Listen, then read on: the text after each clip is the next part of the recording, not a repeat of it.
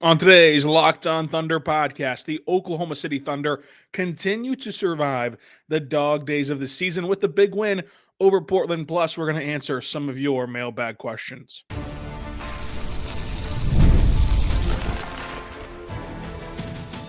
You are Locked On Thunder, your daily Oklahoma City Thunder podcast, part of the Locked On Podcast Network, your team every day.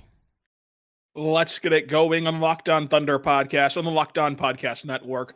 Your teams every day. I am your host, me member, and beat writer for Thunder on SI, Rylan Stiles. Follow me on Twitter at Rylan_Stiles. Follow the show on Twitter at LOThunderPod. Email the show, LOThunderPod@gmail.com. On today's show, we're diving into the Thunder knocking off the Portland Trailblazers, taking care of a tanking team amidst the dog days of the season.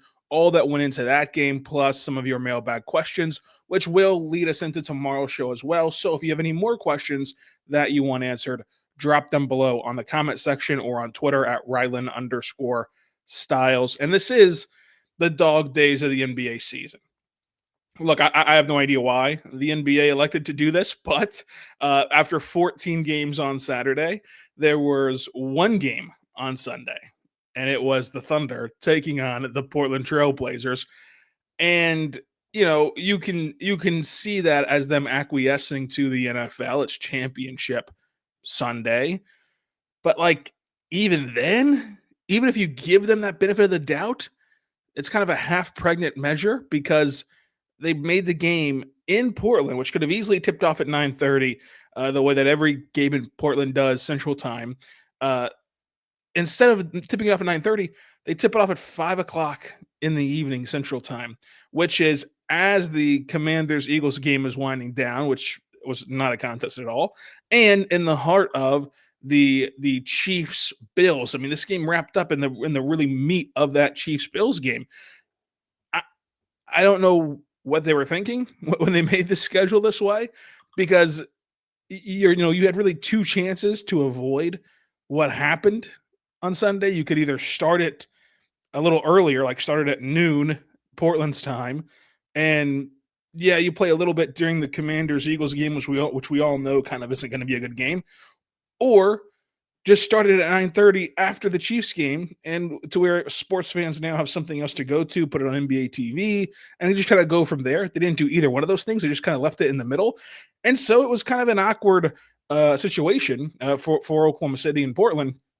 I can't imagine the ratings were that great for this game. And I think that it just is another example of being in the dog days of this season. Game 45. I mean, you've played over half your season, a touch over half your season at this point. And, the Thunder perspective of the dog days is you're on the road against a tanking team with an earlier start time on a Sunday. You know that this isn't a great game to be a part of. You know that there's other stuff out there that people are going to be watching, and yet you still have to show up, and you still have to do your job, and you still have to compete while, being in the midst of this stretch, right, where you've had a couple back-to-backs, throughout the last 2 weeks. You've had to play 6 of these last 10 games without a center, to where that doesn't just complicate things for one position group, right? Like, I think that we often think about now J-Dub has to help out at center. Now J. Will and Kenrich have to play center. It doesn't just complicate one area. It's everybody, because when you don't have a center, you have to exhaust all resources on the perimeter defense to give 110% on the outside to kind of give you some resistance from drivers. So it matters for everybody. And those same wing defenders are now swarming it harder into the paint. They're now bumping bodies. They're collecting bruises. They're just taking on more workload whenever you don't have that anchor there. It's as eloquently put as Lou Dort says whenever we asked Lou Dort about this very topic. And he says like having Chet and having Hartenstein back there, it's like a safety net. You can mess up more on the perimeter, knowing that they can clean it up, is the point that he was making. And that's true. And you haven't had that for 6 of these last 10 games. And that's obviously going to be a dejection into your legs. I mean, these guys at times in this Portland game look tired. And you can look at these last 10 games. So I did this for Thunder on SI. You can go check it out. But we often can't separate, right, the ability to just go take care of business with, hey, you've got to go look like a title contender every single night. And I think that that's a little bit unfair to this Thunder team. So let's look at this Trailblazers game, for example. Should they have ever gotten down by 10 points to Portland? No, absolutely not. Talent-wise, no. Did they have lapses defensively against Portland and allow too many open threes because they did not rotate crisply and they just did not have their whereabouts and their legs with them? They did, and that's why Portland shot 45% from three. Could guys like Jalen Williams, get downhill more, truly get to the rim and dunk versus the floaters that he elected to put up? Yeah, you can make that argument, and I think that I think that with this game, it was more so the fact that you're concerned about fatigue than you are like aggressive level for these guys that did not go to the rack as hard as they usually do. And the reason why I just am willing to gloss over that is because at the end of the day, all these things that were quote unquote wrong with this game, they have easy explanations, and the Thunder still won. They did enough to win this game because now you look at where this team will sit a month from now. And a month from now, we're not going to remember that Portland shot 45% from three. We're just not. We're not going to remember that J-Dub shot 8 floaters. We're just not. We're going to remember that the Thunder won by 10. And the Thunder won in Portland and took care of a tanking team. And that's all that really counts in all this. Once you've proven that you're a title contender, once you've proven that you are one of these elite teams, just keep winning and get to the playoffs. Now, the Thunder eventually here, once they get past the All-Star break, once they get more healthy, their games will be put back under a microscope because then you're going to be adding in a new element. You're going to be adding in Chet Holmgren. You're going to be adding in what this team can look like going forward. But for this particular game, for this particular stretch, I think that they do deserve some leeway. It's like that Dallas game. Everybody wants to get upset about that Dallas game. They had no rim protection, and it wore on them, and they were not good. Perimeterly, defensively, they're not good outside on the defensive end. There's a reason for that. There's a huge reason for that. And so you can take this and say, well, why are you giving them so much credit for beating the Trailblazers? It's not that they're beating the Trailblazers. It's that you look around the NBA and the teams who aren't having to play catch up, the teams who have solidified themselves as a title contender or a playoff team, they're all doing worse than Oklahoma City. Cleveland is 5-5 in their last 10 games. Boston and New York are 6-4. The Thunder have 3 losses in the last 10 games. Houston and Memphis have 2. They're not playing catch up. They're just playing really good basketball. But it's those 3 teams and nobody else playing good basketball right now of those who have already established themselves as like a playoff and a contender. Everybody else who's playing good, like Milwaukee has only 2 losses. Everyone else who's playing good right now is trying to make up for their porous start to the season. So I just think that they do deserve credit for not falling into that temptation of, all right, let's just coast to the break. It doesn't really, none of this really matters. Like, they still show up night in and night out and give whatever their 100% of that day is. I think that you saw a lesser version of the Thunder's 100% output on Sunday because of the fatigue and because of the injuries that have taken a toll on them. They did get Hartenstein back. We're going to talk about that. We're also going to talk about Usman Dieng and more from this game and answer some of your questions coming up. But first, I want to tell you right now, but our friends over at Fanduel, go check out Fanduel today because the Super Bowl is here. 1 game, 2 teams, endless possibilities. There's no better way to make every play more exciting than with FanDuel Sportsbook. Whether you're predicting the first touchdown, calling the MVP, or even betting on the coin toss, FanDuel makes it easier to get in on the action with live betting all game long. You can adjust your bets as the game unfolds and feel the thrill from kickoff to the final whistle. The live betting feature lets you stay involved no matter what happens on the field, and the app is super easy to navigate. Plus, knowing you can place a $5 bet and potentially win $200 in bonus bets for the Super Bowl, that's the icing on the cake. Go download the app or head to FanDuel.com to get started. Bet just $5, and if you win, you'll get $200 in bonus bets at FanDuel.com if you win your first $5 bet. That's FanDuel. Go to FanDuel, the official sportsbook partner of Super Bowl 59. And if you're only into the NBA, no worries. Go to FanDuel.com and you can see NBA lines, including this Memphis New York game, which I think will be a very fun game. New York is actually favored by 3.5 points. Go check that out. I might ride Memphis on that one at FanDuel.com. We're back on the Locked On Thunder podcast, on the Locked On Podcast Network, your teams every day. Let's dive into this game against Portland. So the Thunder do deserve credit, as we've been talking about for the first segment, for taking care of business. They got down by 10. And then after they got down by 10, they really just flipped the switch at the quarter break of the first to second quarter.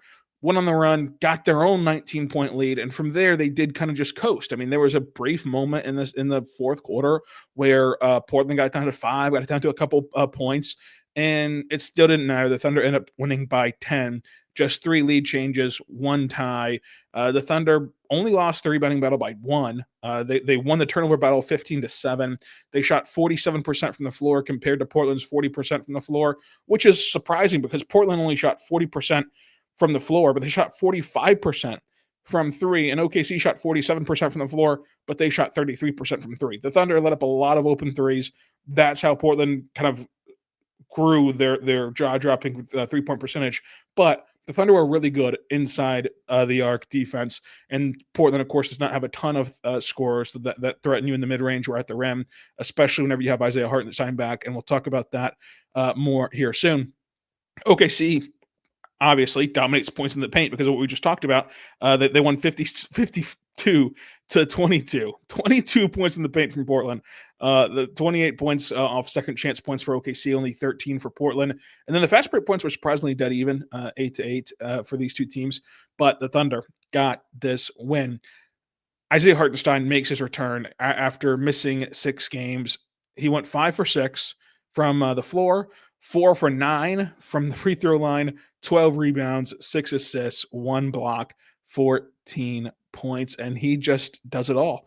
He's a walking double-double. He changes the Thunder's offense because of his screen setting ability and because of his passing ability. I mean, they have a clip that I'm sure by now you've seen if you didn't watch this game. It's just the beautiful game in one clip. The ball touches everybody's hands. It's whizzing around the perimeter. Even Isaiah Hartenstein's involved in the passing, obviously, because he's one of the best passers. Like, it looked like 2014 Spurs-esque. And so, like, that kind of stuff can really only happen whenever you have Hartenstein and whenever you have him as a quick decision, a really good passer, kind of safety option for these guards. Of course, we know his screen setting ability. And then defensively, there's no better outcome for the Thunder than to get these bigs healthy because of just what it denies at the rim. And you can argue that they played too deep of a drop coverage against Portland. I would grant you that. I don't really fear a ton of like these other guys rolling. Like I don't fear Klingon rolling. I don't fear Tamari rolling because I just think that even if you don't play drop, Hartenstein's athletic enough to get to recover and get back on all 3 of their bigs, including Robert Williams III. So I wouldn't have played as dramatic a drop at times whenever Portland had it going from 3, but it didn't really matter. It just shows you how important that Hartenstein is defensively, and you saw that in the paint points that Portland could not create. SGA just waltzes his way to 35 points, 5 rebounds, 1 assist, 3 steals, 2 turnovers, but he did shoot 2 for 4 from 3. He did shoot 48% from the floor overall and 9 for 9 at the charity stripe. He's the leading player in the NBA in these situations where he has 35 points and like there's all these stats, right? The stat last night was SGA recorded his 12th game of 30 plus points and 3 plus steals this season, the most in the NBA. So there you go. He's doing stuff that other guys are not doing. We're going to have an SGA MVP conversation on tomorrow's show, which I think is really interesting because I think that it's less about the 2 individuals in the running, right? It's less about SGA and Jokic. As much as it's about those guys, it's also about precedent and the future of this league, which we're going to talk about on tomorrow's show. But Usman Dieng, He comes in for 10 minutes, really 11 because it was 10:50. 11 minutes, 5 points, a rebound, an assist, perfect shooting because he went 2 for 2 from the floor and 1 for 1 at the free throw line. Uh, you know, it's hard to take a ton away from it because it's an extremely small sample size, and within this small sample size is another small sample size, right? It's only a few games and very limited minutes in those games. But during this stretch, Usman Dieng is playing his best basketball. This is the first time in his career he's looked like an NBA rotational player. What does that mean for the future? Who knows? But for right now, he deserves a lot of credit for playing at this level. Isaiah Joe comes back from an illness. He goes 3 for 7 from 3, 6 for 11 from the floor. He has 16 points off the bench. Really helped the Thunder out in that category. Back-to-back games where Wiggins struggles. He was 0 for 4 from 3, and he just really produced 4 points in the starting lineup because Lou Dort was out tonight, so he had to get the start alongside Cason Wallace, who was back wearing a mask, and he had a timely 3, which really helped turn the tide of this game where if you were getting a little bit queasy about the Portland run, I think that the case in 3 kind of settled you down a little bit. Kenrich provides you a good 15 minutes. I thought Jabo was fine in his minutes. And then Caruso, still not shooting the ball really well. He's had some very bad misses in this game, like misses where it wasn't even close. It wasn't even online. But the defense was there, and he did hit a timely 3 as well. So, it's just he was a plus 21 in this game. He was 1 for 6, and you can look at that and get really concerned. He was a plus 21 because of what he gives you on that defensive end. It is something where you just wonder, when is that 3-point shot going to flip back for Isaiah Joe? When is it going to get better? Because we'll continue to say it all year long. And he's been out so long that some of our new listeners probably don't know this whole spiel. But, this is a guy who shot 40% from 3 last year. And even if you don't want to hold him to that 40% from 3 standard, for his career, he's still a 37% 3-point shooter. That is a huge leap above the 29% he's currently turning in Oklahoma City.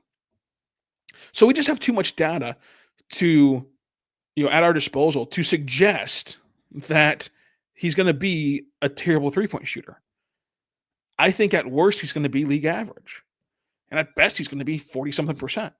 But eventually you have to see that turn into production, and we can't forget that this is a guy who's only played 27 of the 45 possible games and who's been dealing with an injury, of course, nursing a hip injury, and has been in and out of this lineup to where it's hard to catch a real rhythm. It's hard to catch a real groove in here. So we'll see. We'll see what that looks like for Caruso moving forward. But to his credit, he has been excellent on the defensive end, and it's been a big reason why some of these games turn around. Now, look, you were still going to win this Portland game even after getting down by 10, whatever. But in more meaningful games, like his spark, his defense is really going to help the Thunder shift energies and shift the momentum of games.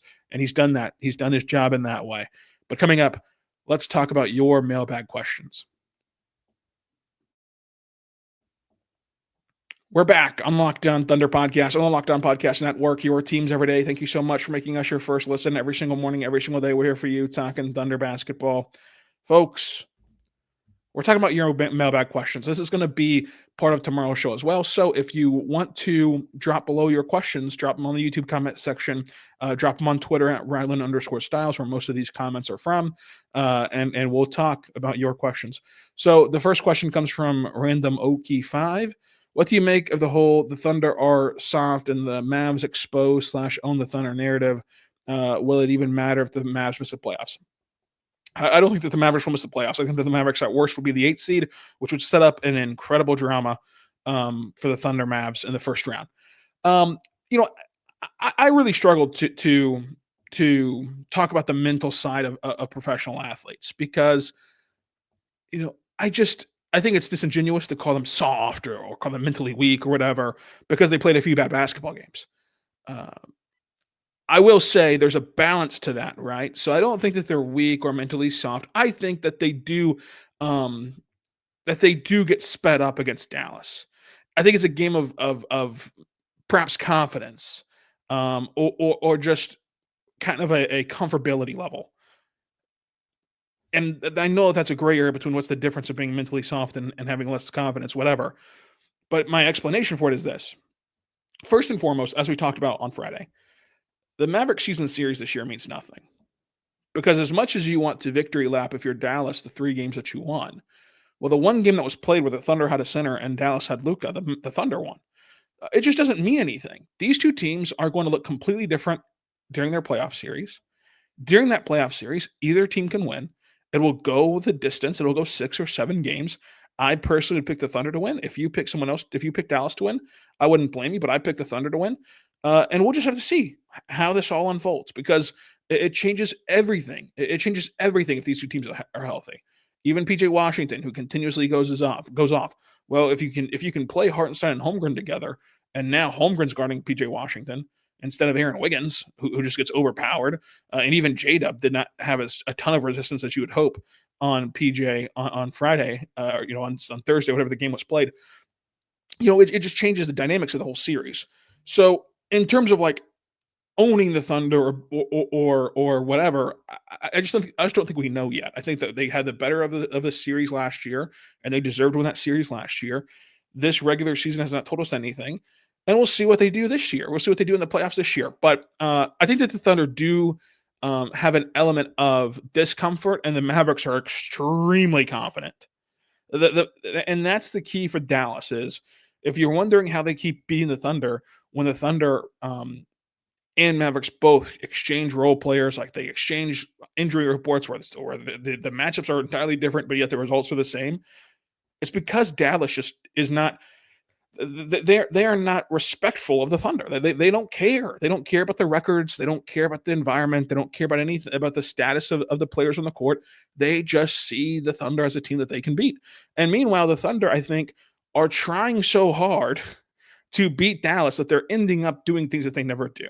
Like Lou Dort going too far and punching Daniel Gafford. He never does that. And he got ejected and he put his team in a terrible spot. He put his team in such a bad spot that they couldn't win whenever they got the game down to 6-5 points. They would have really liked to have Lou Dort in that scenario. They couldn't have him. They couldn't have Casey Wallace either because he got hurt. So like that stuff doesn't happen. The last 2 games these teams have played, and I thought it was an anomaly in Dallas, 2 weeks ago, but it happened again in Oklahoma City last week. The Thunder are throwing the ball away in the backcourt for no reason. They've never done that before against any other team in the NBA. So I think that there's an element of like they're pressing, they're trying to do too much, trying to like SGA, right? He took an ill-advised pull-up 3 for my money, and no one's going to criticize SGA because he's the MVP because he's so incredible. Like I think he's doing that, trying to set the tempo, trying to set the edge, trying to put an exclamation point like, oh yeah, we can beat this team.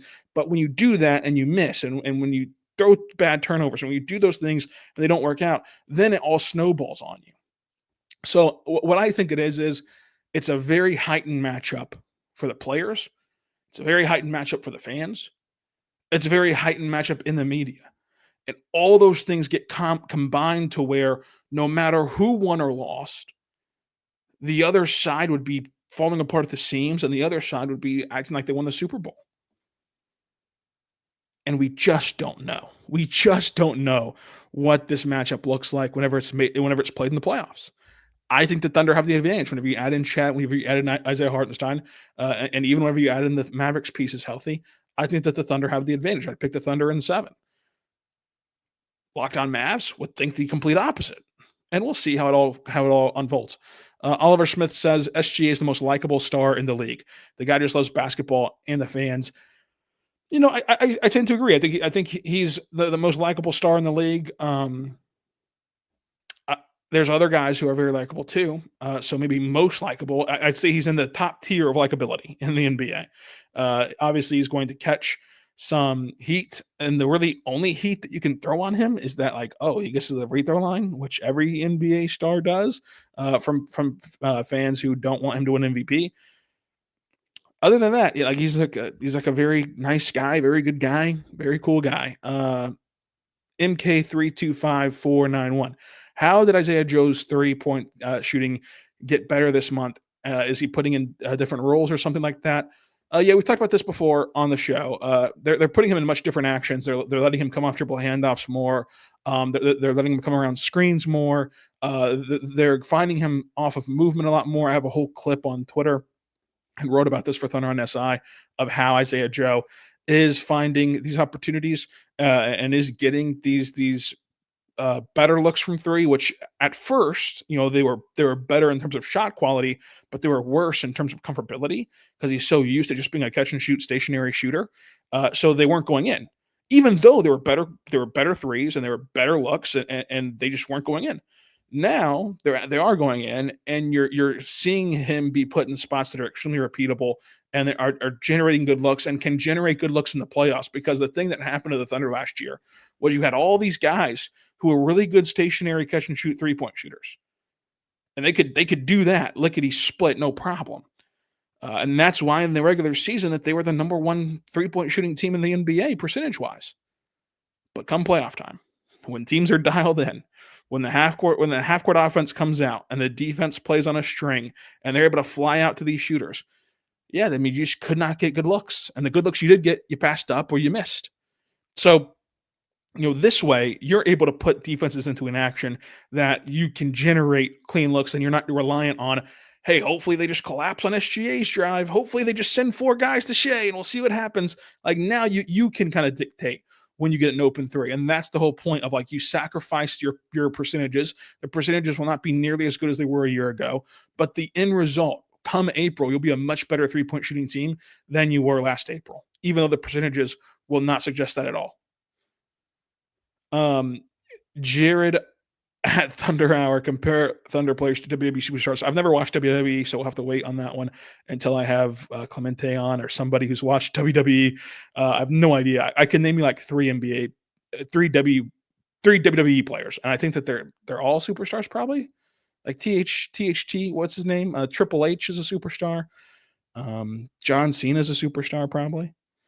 I just assume. I don't know if this is like a whole new company that those two guys aren't a part of, but there's also the dude that that wears the hat, Undertaker, probably. He's probably a superstar. Other than that, I don't really know anyone on the WWE circuit. The Meek Leak says, "What small thing in life gives you joy? For me, it's the smell of warm toast and Shai scoring 30 points." Okay, well that's a good one. Small things in life. That's a good question. For one, walking my dog is a small thing that gives me joy. Um, I do like reading your comments of like, oh, I listened to this show doing this, or I love this show because I listen to it while I'm doing this, and like, or like if you say, oh, this part really made me laugh and made my day better. Like I do really enjoy those small things that happen from this job, so I will say that as well. Scott B says, "Are you surprised that Mark isn't subbing offense defense with Joe and Kaysen in the last couple of minutes?" Surprised. Let's see. Let's break this down.